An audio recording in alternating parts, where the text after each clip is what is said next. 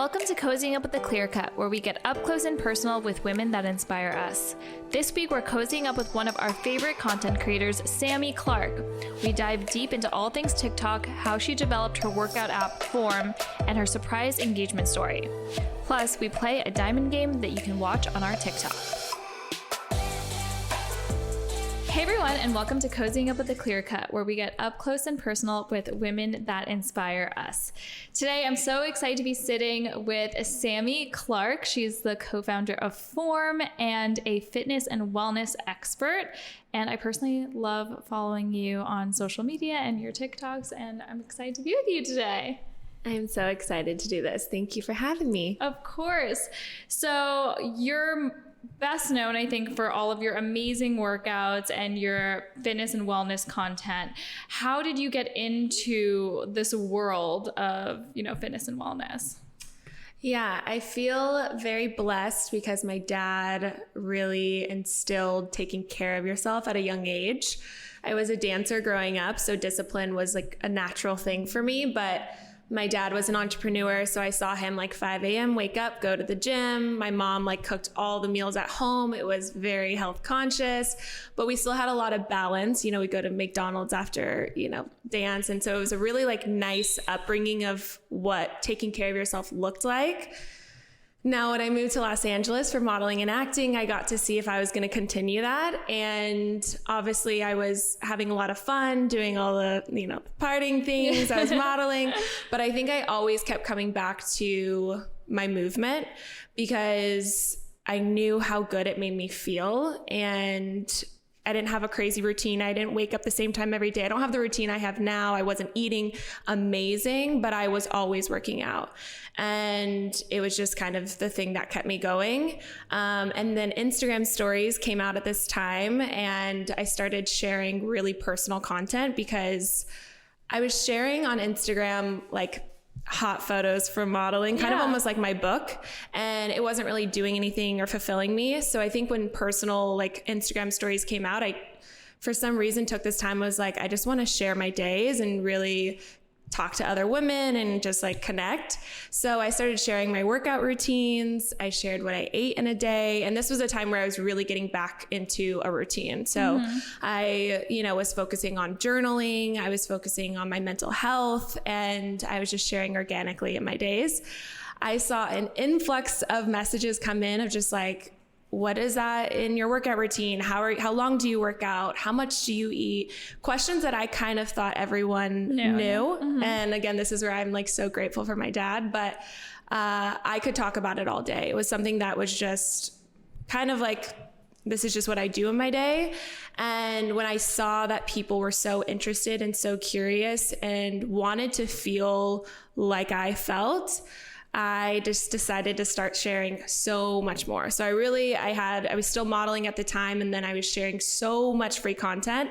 And at that time, I also started YouTube. So I was sharing full length follow along workouts. Mm-hmm. I've watched a few of those workouts. Have you? They're definitely living there. They're great. So I have those too. And then it wasn't until quarantine, I think I took it insanely serious because of obviously what was going on in the world, and people were just begging for some sanity and also to take care of themselves too in this time. And so I started going live 5 times a week, and I would do an Instagram live workout. And in that I would also do 2 times a week, kind of like a talk show with mental health experts. And my community was just growing during that time. I mean, I think I was at 60,000, and then I went to 300,000. Wow. So it was just going really quick. And YouTube, same thing, now almost at half a million, which was crazy to see people were really interested in needing this. So after quarantine kind of ended, I was I really want to have this place besides just giving free content, and people when you pay for something, I feel you hold yourself more accountable and you're more involved. And I also wanted this place where everyone could come to for a one-stop shop. So then is where the baby of Form has been created. And it's kind of this all around wellness. Every tool that I use on my day-to-day, I include in Form. So it has the follow along workouts, it has meditations, it has nutrition, and a lot more to come. So that's where we're at now. So growing up in a family of entrepreneurs, did you always want to kind of do your own thing and be an entrepreneur, or is it something that just kind of accidentally happened through like the course of your journey? Definitely accidentally. I love to share this part because I think in our world, a lot of people think you have to have it figured out at a certain age. And for me, I think I was around 21 and I was, again, doing this modeling acting, but was not fulfilled or passionate. Mm-hmm. And I always was wondering what my thing was. And I was a little scared I never would figure it out. You know, when you see so many people living their passion, I think I was a little envious and a little scared that I wouldn't figure it out. So I ended up actually going and just doing a part-time like corporate job so I can start focusing on the Instagram stuff and social media. But even when I was doing that, I wasn't thinking entrepreneurship. I wasn't thinking like I'm going to run my own business. I was just thinking this feels freaking good and I'm going to chase it and like keep going.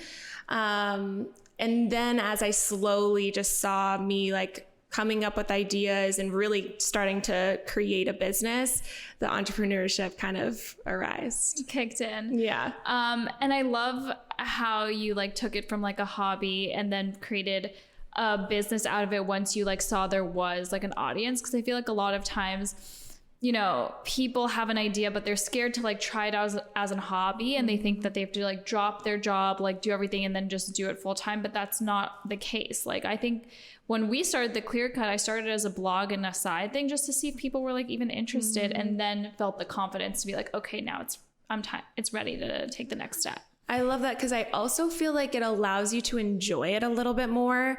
I think if I had the pressure of this is my moneymaker and this is how I make money and pay the bills, I think I would have started less organic and less authentic because there would have been that pressure. So I loved having that side job that brought the stability and also that time to just kind of play and be free, but not be like, this needs to make me money now. Yeah. And figure out, you know, what does your audience actually want? You know, you had the time to kind of like organically figure that out. So at what point were you like, okay, this is the time for me to like start a real business out of this? Like, was there a pivotal moment?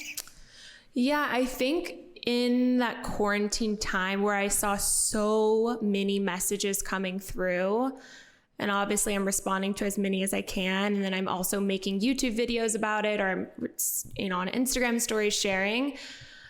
But I wanted a bigger place. Honestly, this was my first thought, for other women to connect with each other.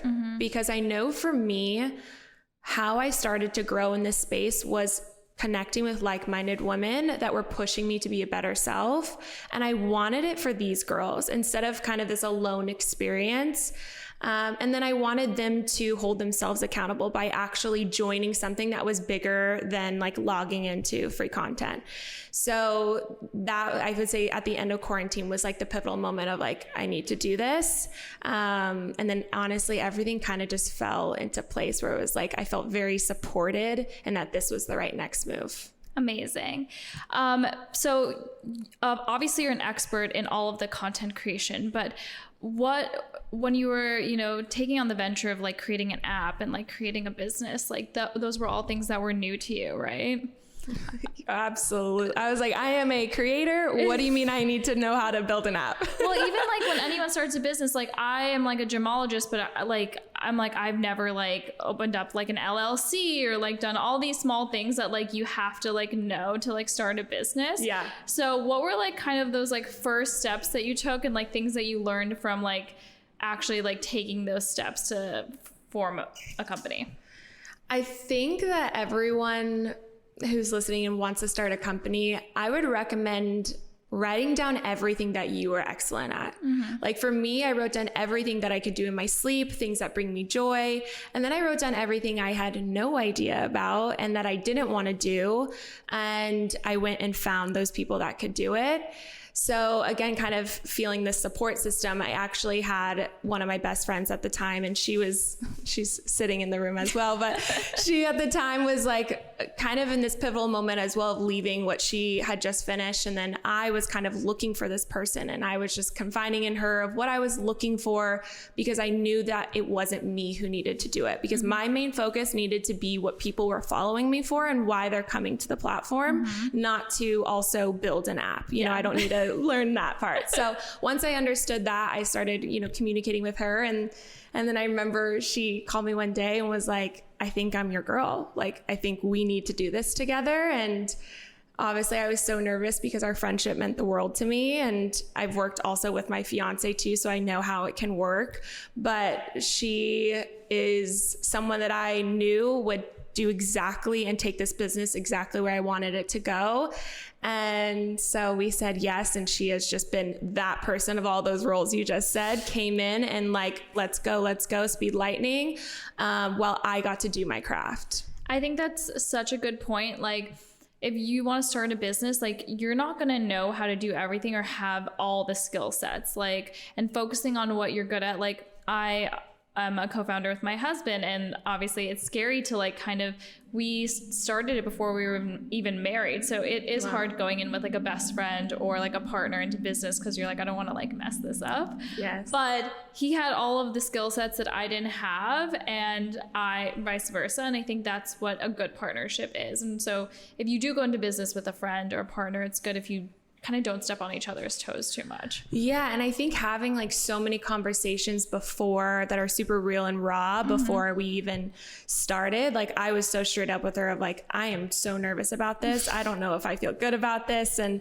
I think we just had a lot of communication before, and then also knew the communication we wanted to set for the rest of the business that we were going to start, and our friendship becomes first.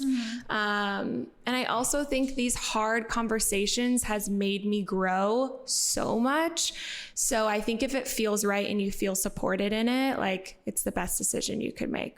What are some of the best and worst parts of being an entrepreneur? Best parts are definitely kind of having my own rules, I guess. Like I have worked for a corporate company where I worked for someone, and I could tell it just wasn't for me. And I want to say this, I don't think entrepreneurship is for everyone too. Like the people on my team, like they thrive in working for someone, and they know that. So I think it's also like knowing your place in that. But I think I love making my own rules, having my schedule, my time, like really correlating that. I also just love the beauty of creating. Like I feel when I'm inspired, it's like the best feeling ever. So I think as an entrepreneur, like I love just experimenting, trying new things, being able to do that, and then make them come to life. I think the hardest thing is turning it off. I think especially in the social media world, and then also being a founder, I just think it's hard to turn off this brain of like new ideas. It's impossible. It really is impossible. So I think I just try to do my best at the end of the day, because I'm passionate about it and I love it. And I think that's a good sign that I can't stop thinking about it. But I definitely have to set boundaries. So that's probably the hardest part. And like you mentioned, you're not only a founder and have to create content for Forum, but you also like create a ton of content on your like social media pages. And that in and of itself can be very mentally and emotionally like draining to do. And I know that you've talked about it before.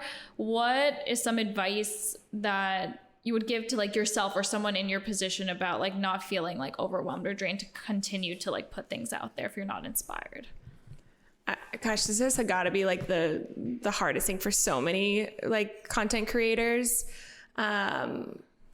And it all goes through moments. There's some moments where I'm creating every day and I'm thriving and I'm like, let's do this. And then there's some days where I'm like, I do not want to lift my phone up, and that's just the reality of it. But I think for me is making the system, like making it a system and making it as easy as possible. So, if I'm filming for YouTube, how can I reproduce that content for other platforms instead of feeling like I need to recreate the same content for every platform. Right. So, you know, for Instagram, for TikTok, like those are so similar. So how can I continue to create those videos, but also use them for other platforms is a huge focus for me.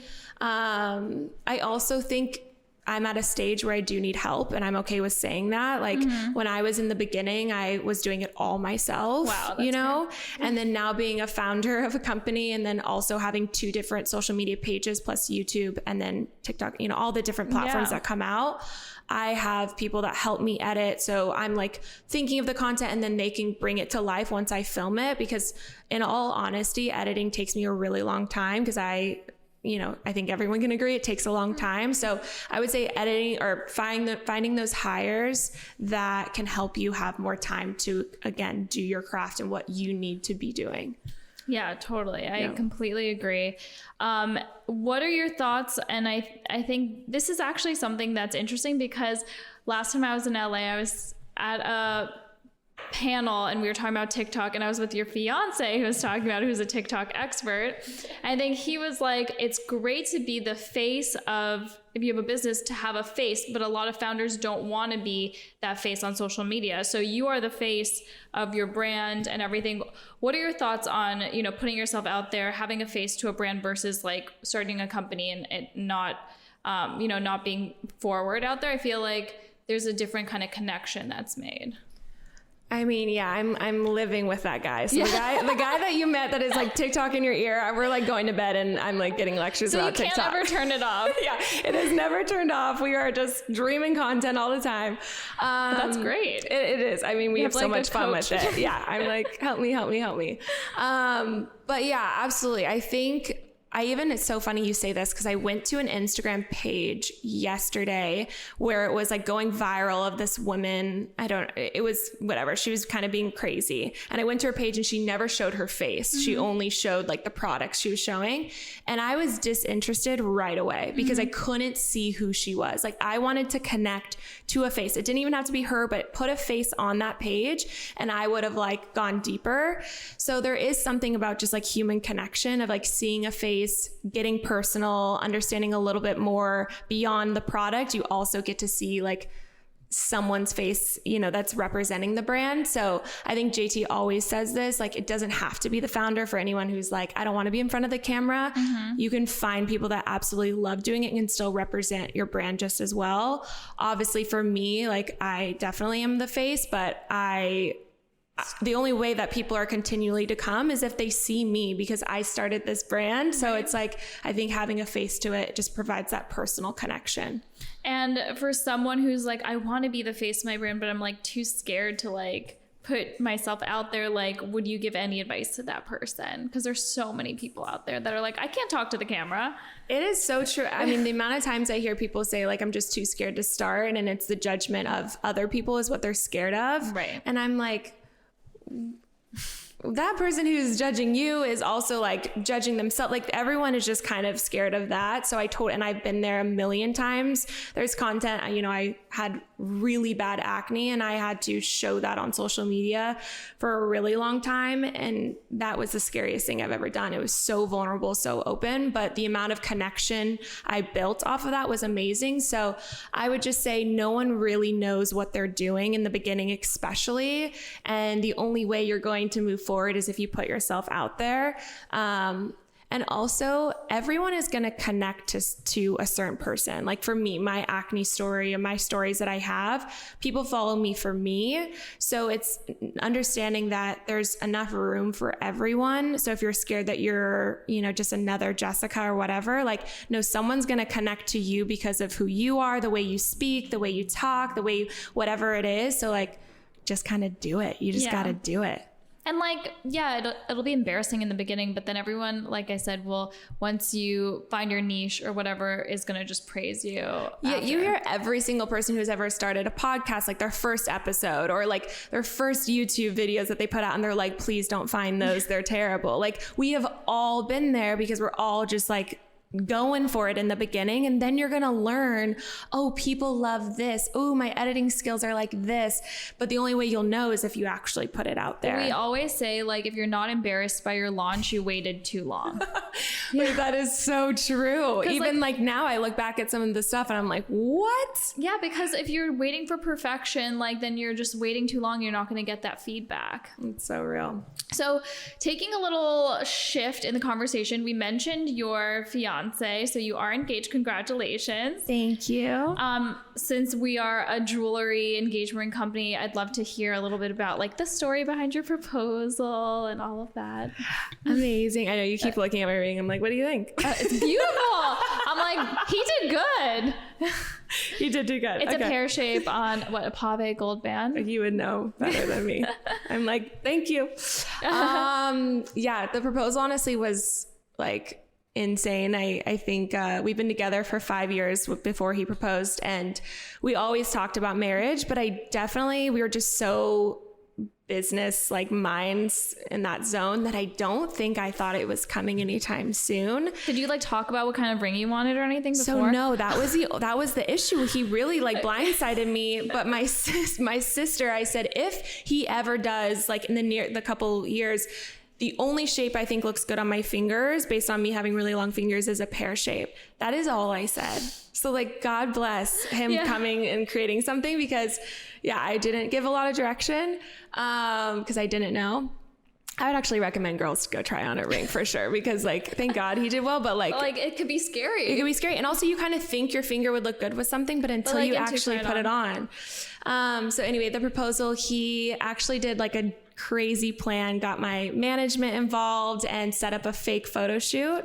And so he got like the brand involved, the whole thing. And I got an email from my manager. She's like, hey, do you want to do this shoot? It's actually a couple shoot, which JT and I have done before. So it wasn't like far out there. And it was like a really good rate. And I was like, I can't pass this up. This is amazing. Like I actually have met the brand before. I'm like, let's do this. This sounds great. Were you like disappointed after that? It was I was like, so am I not getting the, I'm just kidding. No, I didn't even remember. So anyway, we like went to this photo shoot. Literally the owner of the brand was there. Like he took it so far. There's a full video I have of me full modeling. Like I'm taking this so serious. I tell the guy, I have another dress in the car, like whatever you need. And I am full posing, full going for it. We have a videographer, photographer, which was so smart. And then all of a sudden, like JT stood up and was like, because he was modeling with me. He was doing a terrible job though. I was like, you are so unprofessional. He was on his phone like so much, which makes so much sense now. I'm like, take it serious, bro. And then he obviously proposed, and I was. Were you like, is this for real or is this for the photo shoot? Oh, I literally said, I think my aunt texted me like, you said the F word, because I was like, what the fuck? Like, are you serious? He said he felt so bad because I was so shocked. Like he really did such a good job. And then both of our families, which are very large, came running down. We were on the beach, and then we had a whole celebration after. So he did a very good job. Yeah. Good thing you said yes. I did. I was like, oh my gosh, what the heck? But I said yes.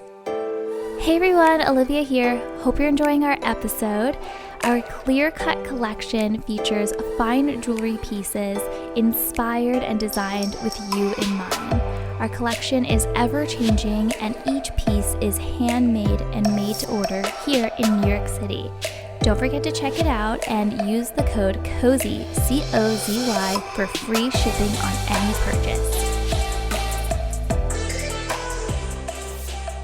Well, do you have any other pieces of jewelry that are like sentimental to you that have like a special like added meaning? My grandma, who now has passed away, has definitely blessed me with so many pieces that I'm so grateful for. She like is the one that would wake up in the morning and be all decked out in her jewelry, like never took it off. So I do have a necklace from her. It's just like gold, and I don't wear it often because it's a little fancy, but I do. That's like my most sentimental piece. I love that. And I love how like jewelry can hold like extra special meaning and you can pass it down. So yes, I am a big fan of heirlooms. So in terms of, you know, where you see Form and like kind of like the Sami Clarke brand going in the next like 5-10 years, like what are your hopes and dreams for it? So I think for me, community is first. Obviously that's how I am like where I'm at in life now. So I'm always listening and evolving with the community and understanding what they need to be their best selves. End of story. And it always usually connects to me too, of like what I need. And so I think we're going to continue for sure evolving the platform and what we offer, especially through movement. Right now I've been HIIT and strength focused for, the last 6 years. And with so much information coming out about the woman's body, of cycle syncing and understanding you don't need to do such harsh movement every day of the week, and actually the beauty of rest, the beauty of slowing down. We are launching Pilates January 1st. Nice. So it might already be out by this time. And that was like a huge moment for me to give the community what they were asking for, but also give my body what it was asking for. So I've enjoyed so much mixing Pilates with strength, with HIIT, and just having this beautiful mixture. I would say I've never been in better shape than I am now because of it. And I think the beautiful thing that we're also seeing in the fitness space is beyond the physical side of it, there's such a mental side to it that you're gaining. And I love that part. I think we're just seeing our mental health be so connected to moving our bodies and making sure we're doing that.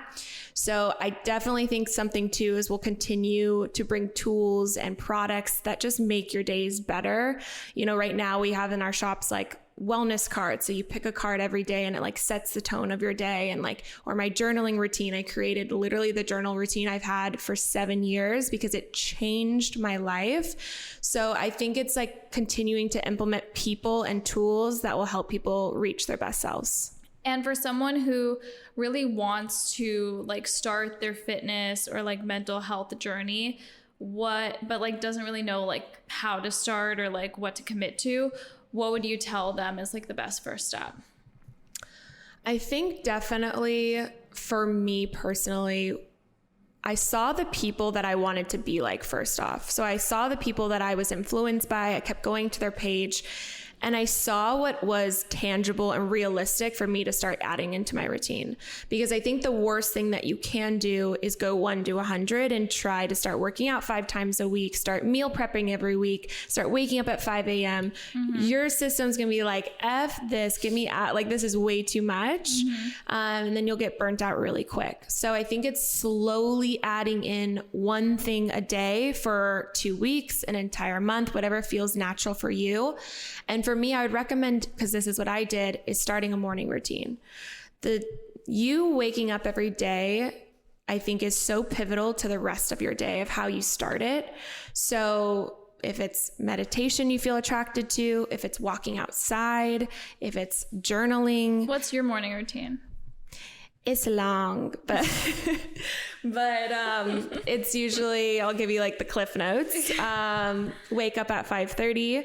I do a gratitude at the end of my bed. I do a little Mel Robbins moment in the mirror where I high five myself and, tell myself I'm amazing.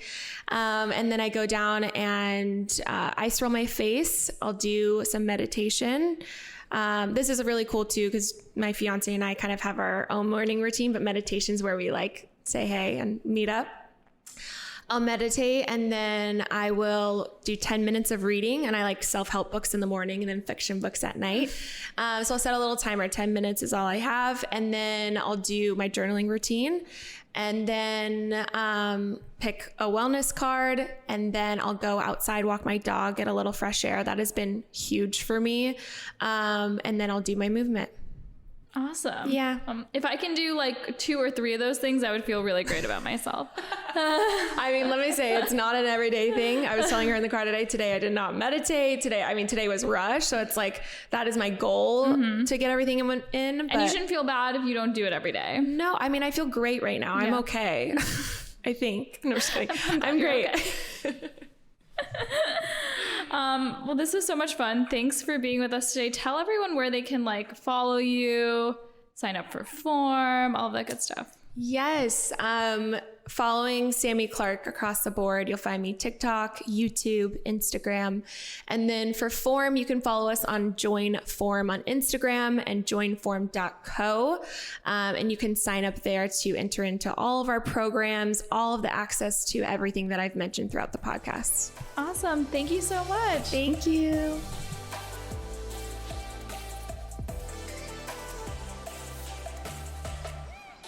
What a fun conversation. I can't wait to try some of Sami's workouts. Remember to head to our TikTok to view the beautiful diamond pieces Sami paired together and let us know which is your favorite.